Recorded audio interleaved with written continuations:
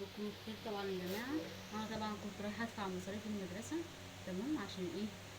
المصاريف الجديده نزلت، فانا ايه بدفع القديمه. فقلت بالمره اروح السوق، تمام كده. بصوا بقى، جبت فلفل ايه الرومي ده يا جماعه، جبت كيلو ونص. ليه بقى؟ هقول لك. وجبت من ده كيلو.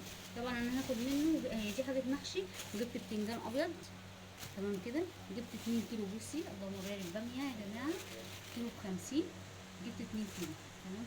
جبت الخضره عشان المحشي يا جماعه. طبعا عشان المحشي ده هنعمله عشان احنا مسافرين الاسبوع الجاي، فهناكله قبل ما نسافر، لان في المصيف احنا ما بنعملش اكل، بنشتري اكل من بره.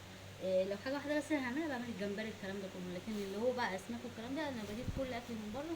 ما بعملش اكل في المصيف لما بروح ايه، هسافر.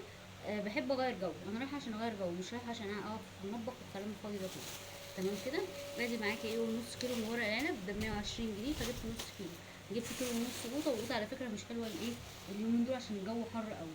جبت يا جماعه مانجا. بصي بقى كده، ما شاء الله اللهم بارك. جبت 3 كيلو، تمام كده. استخدمته كله، استخدمته وحطيته في ايه، في الفريزر. حطيته.